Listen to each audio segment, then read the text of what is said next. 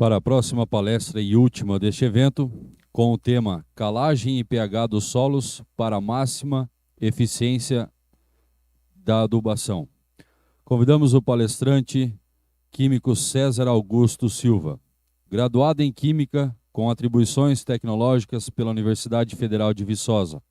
Atua desde 2016 em Guarapuava como proprietário e responsável técnico do laboratório Solum Brasilis, realizando amostras de solos, foliares, corretivos agrícolas e fertilizantes.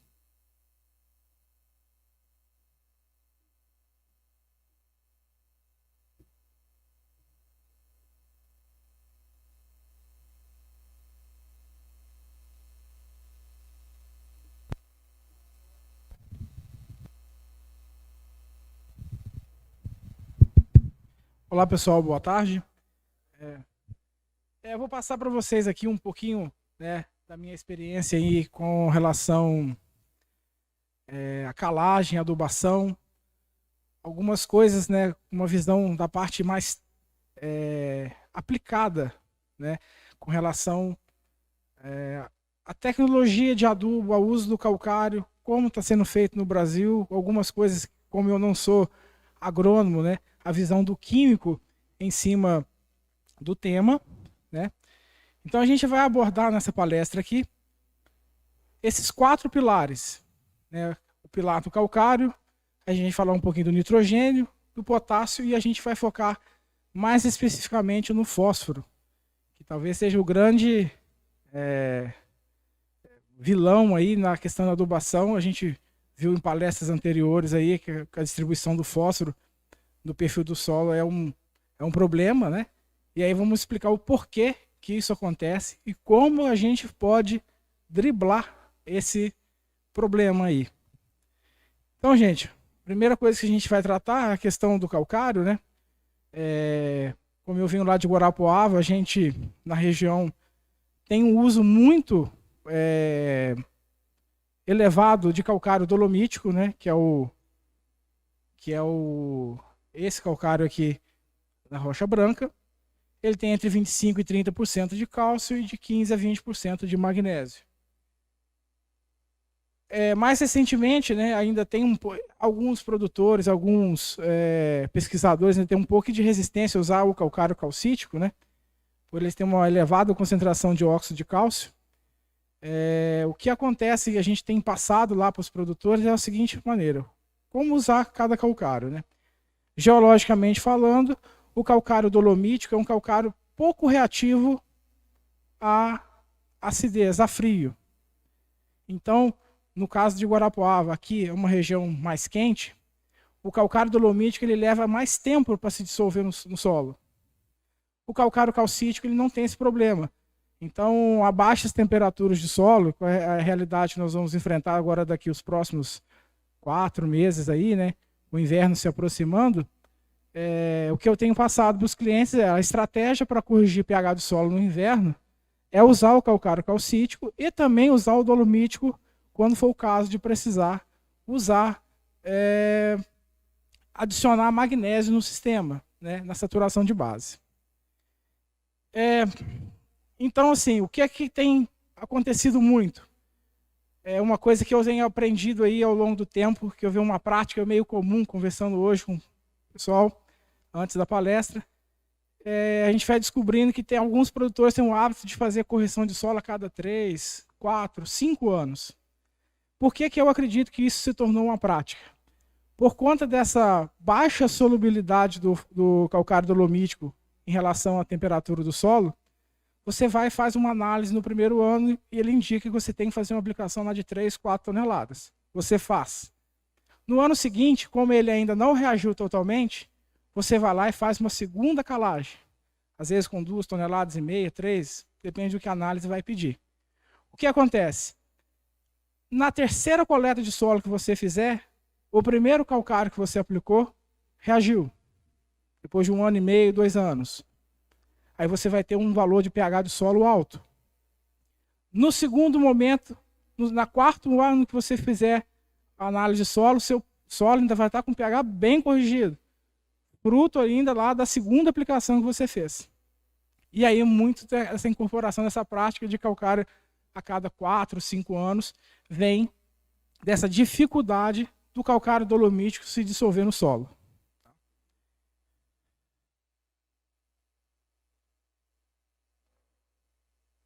Tá. Agora a gente vai entrar a abordar, né? A gente falou um pouquinho do calcário, por que usar o calcário, né? Para corrigir o pH do solo, a gente vai ver lá no fósforo por que a gente vai amarrar isso tudo, mostrar lá as equações que demonstram para nós que o fósforo, né, e os outros adubos, né, vocês já devem ter visto uma tabelinha aí antiga, da década de 80, do professor Malavolta, que mostra a disponibilidade do adubo em função do pH. Nós vamos amarrar esse assunto todo aí no final lá, né, e vou mostrar para vocês aqui, agora falando um pouquinho sobre nitrogênio, né, o colega falou sobre urease há um tempo atrás aqui, né, na palestra anterior. Essa é a maneira que, né, a urease faz a quebra, né, do nitrogênio, transformando isso em amônia. Então é uma questão que a gente tem que tomar cuidado, aí o produtor já sabe disso, uma questão da volatilização, da perda do nitrogênio por volatilização. Também a gente tem as outras fontes de nitrogênio que a gente pode aplicar, que é o nitrato de amônio, o nitrato de potássio, né? E aí a gente está nessa questão aí da guerra aí da Ucrânia com a Rússia. A Rússia é o nosso principal fornecedor de nitrogênio. Então a gente precisa, né, ficar atento ao tipo de fonte que nós vamos fazer, a gente vai aplicar aí no solo. Bom, falar também do potássio, né? Que aí acho que é o nosso grande gargalo aí da adubação no Brasil, pela falta, né? A gente depende de 95% do potássio vindos de fora do país, né? A gente tem essa rocha, a silvinita, né? A silvita, que são rochas que dão aquela coloração que todo mundo conhece na formulação do NPK,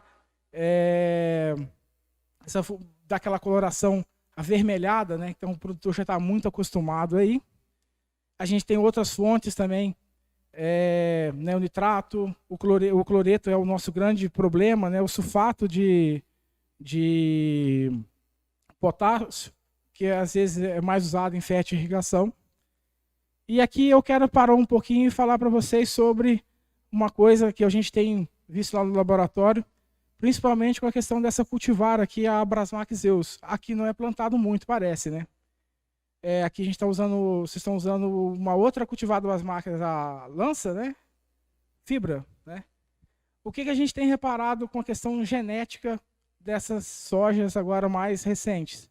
Elas têm consumido muito mais potássio do que a gente tem aí em literatura mais antiga. Por exemplo, a Zeus, de recomendação via análise foliar, não sei se vocês têm também, que estão aí trabalhando no meio, tem o hábito de recomendar isso aí para os clientes de vocês, de fazerem, né, como produtores. A gente tem percebido que aqueles 200 kg de K2O que todo mundo recomenda para a soja já estão ficando um pouco ultrapassados. Então, uma coisa aí que o pessoal precisa, né, se atentar, que a gente tem percebido lá, por exemplo, o Zeus, a gente está trabalhando com 20%, 30% acima desse valor aí. E ela tem respondido, ela tem entregado o resultado lá o pessoal na região de Guarapuava. Então aqui para vocês, como é uma cultivar que eu não tenho muito acesso a ela, né, ficaria, né, critério da gente, né, fazer um trabalho, investigar bem certinho, mas a gente tem que se atentar à questão das dosagens, né, do potássio para essas novas variedades, aí, nessas novas cultivares de soja. E aqui, talvez, a nossa grande estrela, né, a gente vai falar aqui do fósforo, né, que é o grande problema nosso em questão de adubação. E aí eu vou amarrar o assunto, por que eu falei de nitrogênio, potássio, mostrei o calcário, né? As nossas fontes hoje no Brasil são o MAP, né, o monoamônio fosfato, o MKP, que é o fosfato de potássio, e a gente obtém, a boa parte de vocês usam aí o super simples como fonte de adubação. Ele vem da rocha fosfática natural e juntamente com o ácido sulfúrico ele produz para nós lá o super simples e o sulfato de cálcio que é usado como gesso. Uma coisa que eu quero mostrar para vocês e deixar bem aí salientado, que agora nós estamos aí procurando alternativa de comprar um adubo um pouco mais barato, são com as varreduras de adubo. Como eu falei de cor, né? Todo produtor já olha e fala, olha, o potássio é vermelho. O fósforo ele remete a ser uma cor acinzentada. E o nitrogênio um pouco, né, uma cor branca. Cuidado. Muitas das vezes isso aí é uma pegadinha. Nas últimas 2, 3 semanas lá no laboratório, a gente tem recebido amostra de produtor comprando varredura de adubo. E o que a gente tem encontrado nessas varreduras é simplesmente nada. O que está acontecendo? Por conta da densidade da formação dos adubos, o que geralmente vai para o fundo, lá quando vai ser varrido, vai ser limpado ali o pátio, é o enchimento do adubo, que geralmente é um calcário granulado. Recentemente nós tivemos um cliente, recebeu uma carga, mas aí isso já é uma outra seara, recebeu uma carga de adubo, ele olhou para o adubo e falou, isso aqui não é MAP. Fizemos a análise e descobrimos que não era MAP, era enchimento de calcário. Eram 21 toneladas, né, a R$ 4.500 a tonelada. Veja o prejuízo que isso aí ia ocasionar lá para o produtor se ele não tivesse feito essa análise. Então, outro detalhe é fazer a análise de adubo. Quem não tem esse costume, fazer. Cuidado com esses milagres aí de varreduras com preços aí muito atrativos, porque o barato pode sair muito caro. O outro produtor que também fez uma análise lá no laboratório, ele comprou, pagou R$ 1.700 a tonelada dessa varredura. Simplesmente tinha 1% de nitrogênio, 0,5% de fósforo e não tinha nada de potássio. E ele nada mais era do que era um calcário granulado. Tá? Então, quando vocês tiverem acesso a uma varredura, alguma coisa que alguém oferecer, o primeiro passo é, vou analisar ele e depois vejo se compensa ou não. Até essa semana fizemos umas 2 ou 3 e me surpreenderam, estavam bem formuladas, né? Pelo preço que se ia pagar, valia a pena, mas é um cuidado que vocês poderem apresentar aí, vocês poderem ver aí no dia a dia de vocês, é com a questão da cor, né? Porque a gente associa essa coloração acinzentada clara ou acinzentada escura com fósforo. Cuidado, muitas das vezes pode ser calcário granulado, às vezes com um pouco de óleo e dá uma escurecida. E para você comprar um adubo desse aí e ficar no prejuízo, é só não fazer a análise. Bom, a gente, provavelmente, não sei se vocês já viram essa tabela aqui. Essa tabela já roda aí pelo Brasil desde a década de 80, né, do professor Malavolta, que fala da eficiência dos adubos em função do pH. No ano que até a ProSoja no Mato Grosso aí, sugeriu para produtores não fazer adubação, plantar com as reservas do solo, a correção do pH do solo é fundamental. Né? Vocês vejam ali, que em pH 4,5, né, nitrogênio, fósforo e potássio, olha as disponibilidades. 20%, 30%, 30%. Então, de cada quilo de adubo que você aplica no solo num pH 4,5, você está aproveitando 200 gramas. Quando você passa para o pH 5, o nitrogênio já sobe um pouco, o fósforo e o potássio continuam muito baixos, né, na casa de 30%, 32%. pH 5,5, esse valor do nitrogênio já sobe um pouco. O do fósforo continua muito baixo, o do fósforo já dá um salto bom.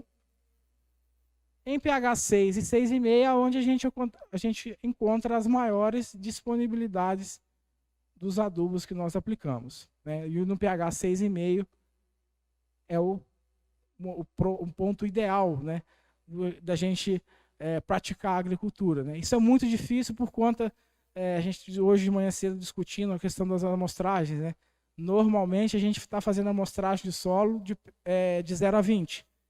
Eu, como analítico lá de solo, eu acho que é um problema que nós precisamos rever. Eu acho que nós precisamos dividir essa amostragem de 0 a 20 em 2 partes. Uma de 0 a 10 e uma de 10 a 20. A gente tem, por experiência lá, observar que de 0 a 10 o pH encontra valores bem próximos a esses que a gente tem buscado, mas você passa para a camada de 10 a 20, esse valor cai de 6,5, cai para 5,5, 5, né? É uma queda, é um gradiente de pH muito grande numa camada muito pequena.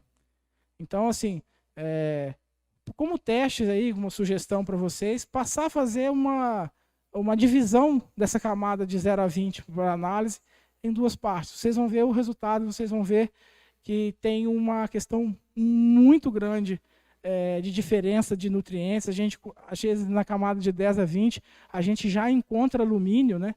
E quando você faz a amostragem de 0 a 20, você suprime isso, né? Você faz uma diluição com o que está bom, com o que está mais ou menos, e acaba encontrando um resultado médio, né?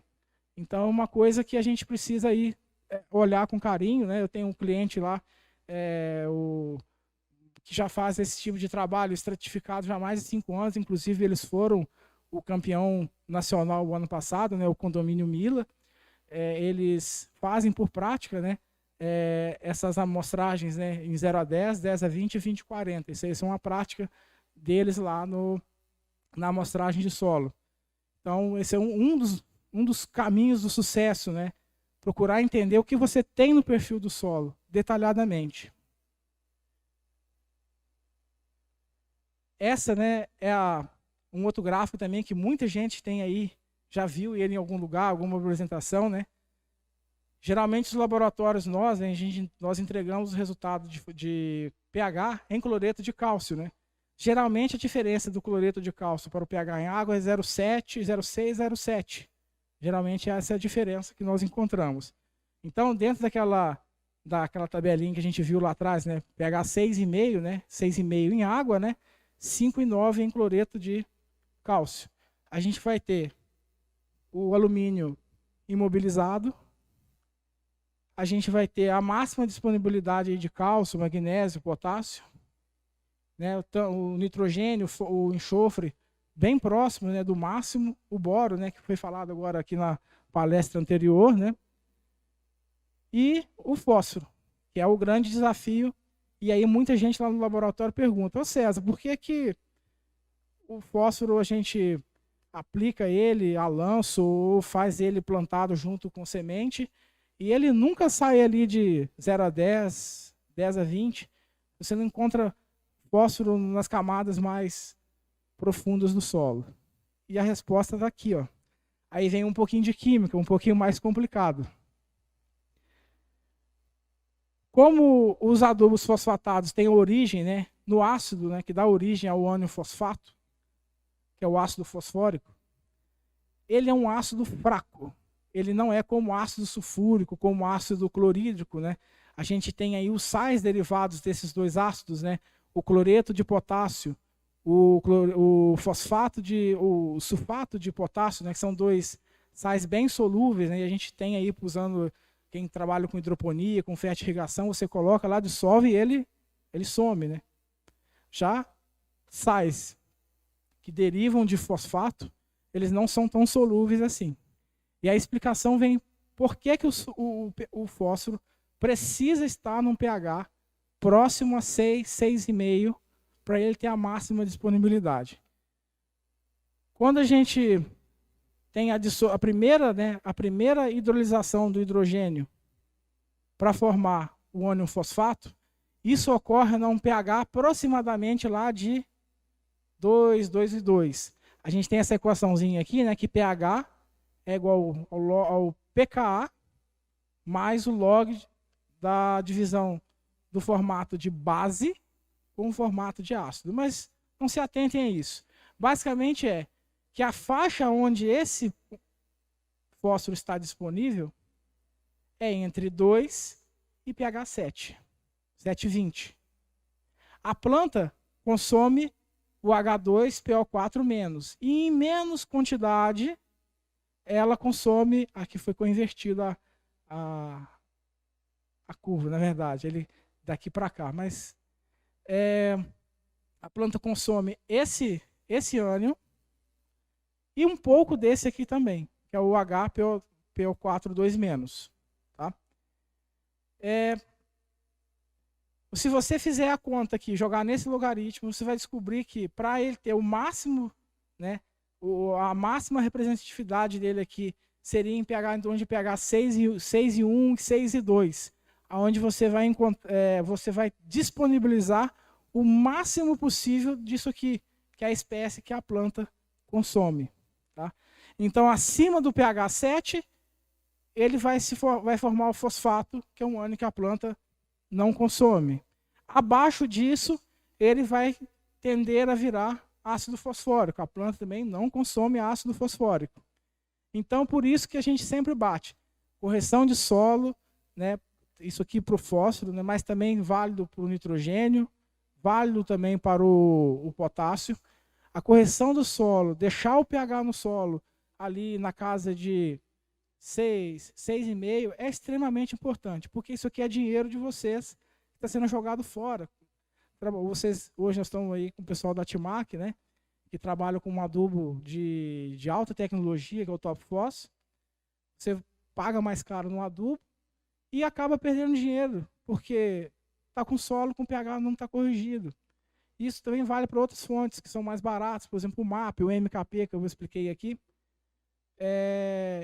Você chega a perder metade do dinheiro que você aplicou. Se você gastou R$1, você perdeu 50 centavos, né?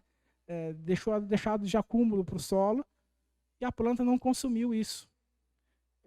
Será que a gente está usando mesmo as quantidades? Nós estamos usando adubo demais em uma condição, deixando deixando elementos que a gente precisaria usar um pouco mais à parte. Então, são coisas que a gente precisa racionalizar quando a gente vai, né, buscar uma análise de solo, buscar, de fato, primeiramente, a primeira coisa, a base, né, de tudo, né, uma correção de solo bem eficiente. Eu cheguei aqui, eu vi o primeiro palestrante falando de pH do solo, é uma questão polêmica.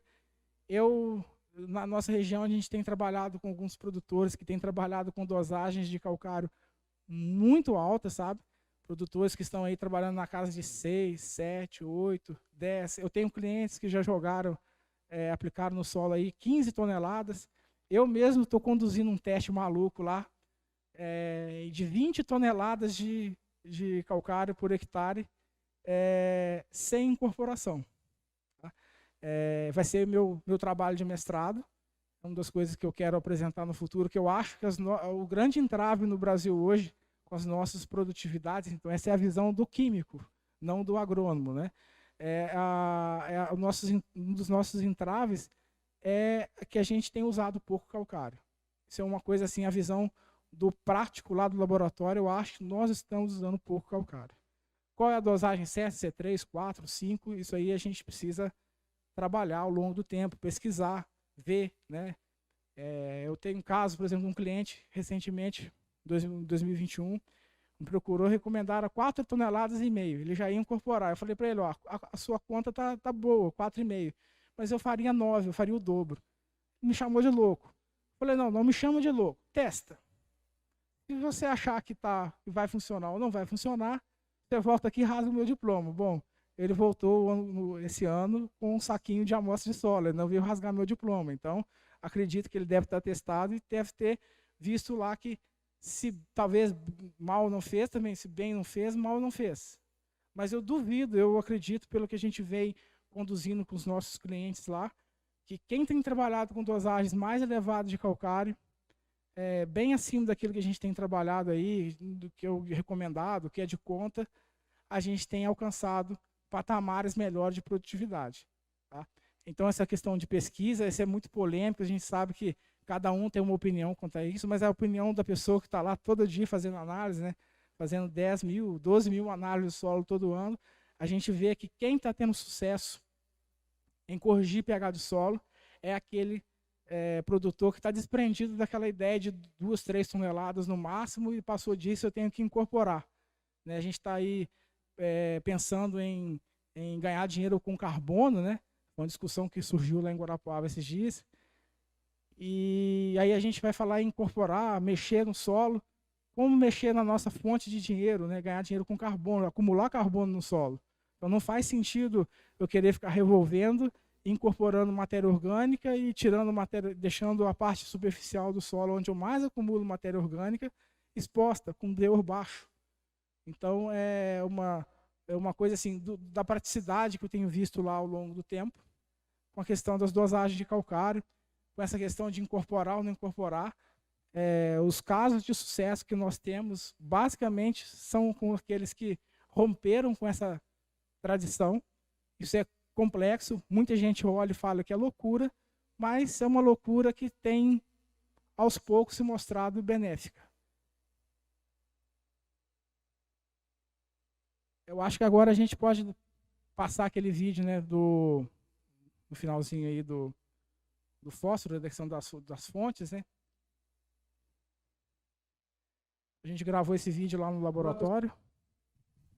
Pessoal, eu sou o César, químico responsável pelo Laboratório Solo Brasil, e hoje eu vou demonstrar para vocês aqui as situações que ocorrem no solo em relação à fosfatagem. Temos aqui duas soluções iguais, contendo ferro, uma fonte solúvel de fósforo, que é no caso o MAP, e temos o top fósforo 032800. Então a gente vai adicionar primeiramente aqui uma fonte solúvel de fósforo e vamos ver o que vai acontecer e depois vamos comparar o que vai acontecer com o top fósforo. Então a gente vai adicionar aqui o MAP e aí a gente observou que obtivemos aqui uma turbidez, né? E agora vamos comparar com o top fósforo, vamos ver o que vai acontecer. Mudou apenas de cor, porém, a gente pode perceber que na fonte solúvel houve precipitação e no top fósforo não houve a precipitação. O que ocorreu? Esse precipitado aqui, branco, é a formação de um composto de ferro com fósforo que torna a fonte de fósforo que você aplicou no solo indisponível para o consumo das plantas.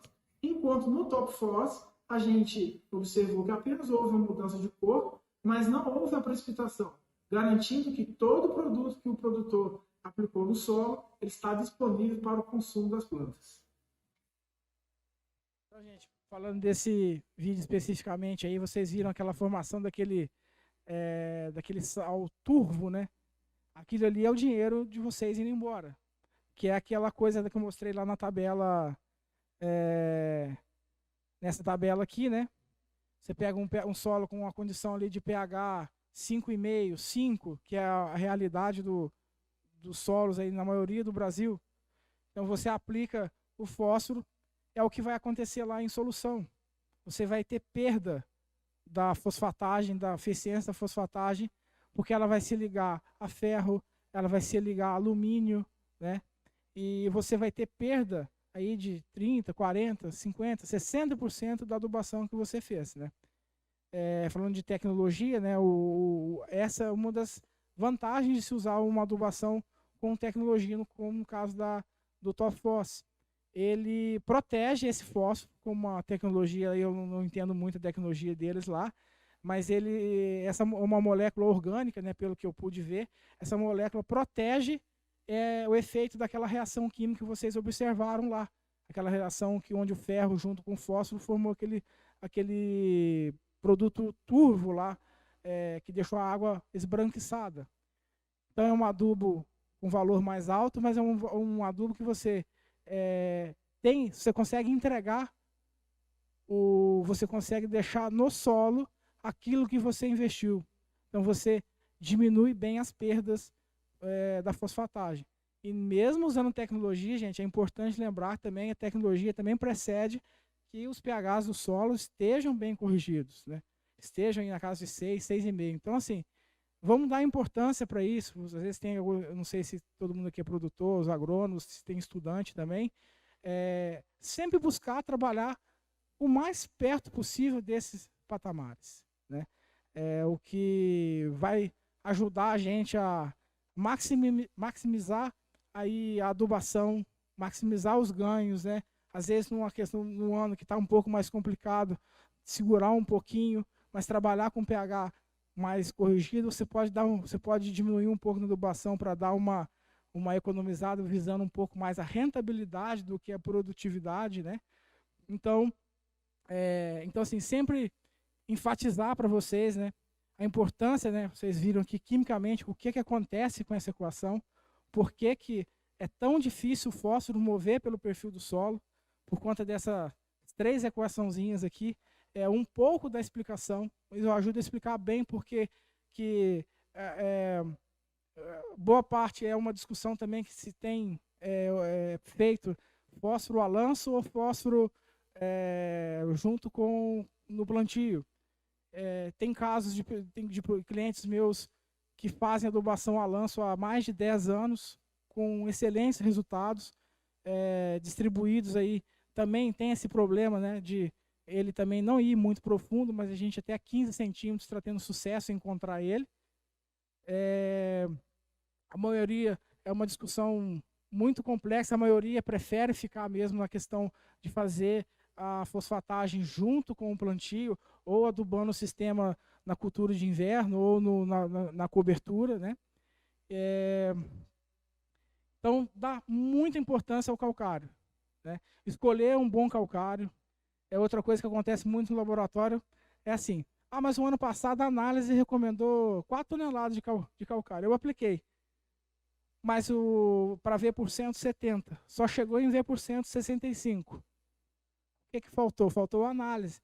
Qual o PRNT do calcário que você recebeu? Tem muita gente que fala assim, o PRNT não importa muito. E claro que importa. É dinheiro também seu que está indo embora, às vezes uma diferença de 10, 20 reais, você precisa aí corrigir uma dosagem em 20, 25%. Principalmente nessa época do ano agora, que todo mundo demanda calcário, e aí as moagens nas minas dão uma caída boa, às vezes o PRNT, por conta da moagem do calcário, deixa um pouco a desejar. Então, usar a prática de chegou o material na fazenda, tira uma amostra e manda para o laboratório seu de confiança, seja do adubo, seja do calcário, seja do gesso agrícola que você vai usar, porque é o seu dinheiro que está indo embora sendo desperdiçado. Tá? Então, assim, eu vou encerrando por aqui, agradecer ao pessoal aqui do Ubiratã que fez o convite para poder apresentar, falar um pouquinho para vocês, um pouquinho da experiência aí que eu tenho já 6 anos fazendo análise de solo. E se alguém tiver alguma dúvida, eu já me antecipando aqui ao orador, aí, se vocês tiverem alguma questão para discutir, para perguntar, eu estou aberto aí a vocês. Vou deixar aqui o contato, meu contato lá do laboratório, né? E fique aí à disposição para perguntas de vocês.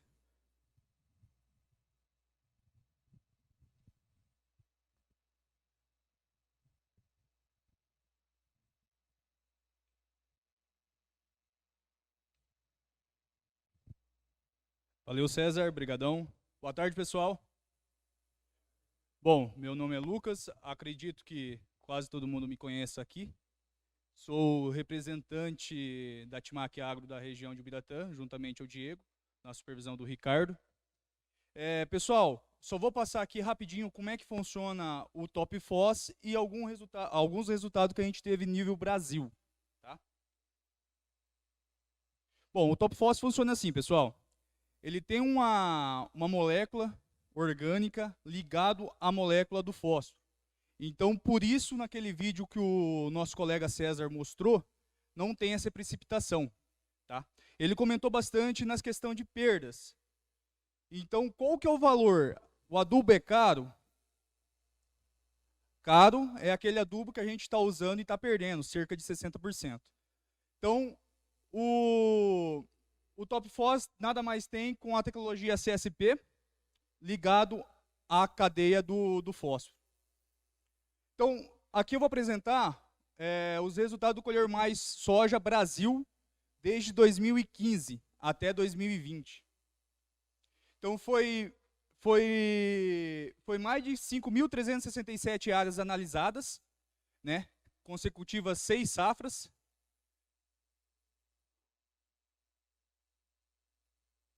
Onde a média produtiva do soja dessas 6 safras foi 55,7, tá? Segundo a Conab. O padrão fazenda, que é o que mais interessa para nós, por causa aqui onde foi feito os lado a lados, tá? Dessas 5.367 áreas analisadas. Padrão Fazenda, 66 sacas. E padrão Timac Agro, 71. Então, aí vem aonde que o nosso colega César falou. O que é caro? Caro é aquilo que a gente joga no nosso solo, nossa reserva, nossa gordura, e não fica para a planta seguinte. E, consequentemente, aqui está dando produtividade a mais. Então, o que está sendo caro? O adubo que a gente está utilizando ou a tecnologia que a gente está abraçando? Tá, Lucas, você falou nível Brasil, mas e para nossa região? Como é que funciona? Paraná, Mato Grosso? Aqui também tem os resultados da safra 2020-21, Paraná e IMS, analisadas 274 áreas. Relação Conab, 146,8, bem diferente do ano passado, né, pessoal? Padrão Fazenda, 158,9, 159 arredondando. E o padrão Timac Agro, praticamente 11 sacas a mais. Então aí é onde que a gente fala, o que é caro, o que está sendo caro. Totalizando aí 170 sacas aí por alqueire. Então, investimento adicional nessa época. Cerca de 4,5 sacas de investimento, investimento adicional, e incremento de produtividade de 10,8 sacas a mais. Certo? Lucro líquido, que é o importante, aqui que a gente bate em cima. O que está sendo caro para nós? O adubo barato ou adubo com a tecnologia de investimento, dando um retorno de 6,35 sacas a mais? Pessoal, agradeço imensamente a parceria do César, a da organização desse evento. Parabéns novamente pelo evento. É isso aí, aberto para perguntas, se alguém tem algum questionamento. Agradeço.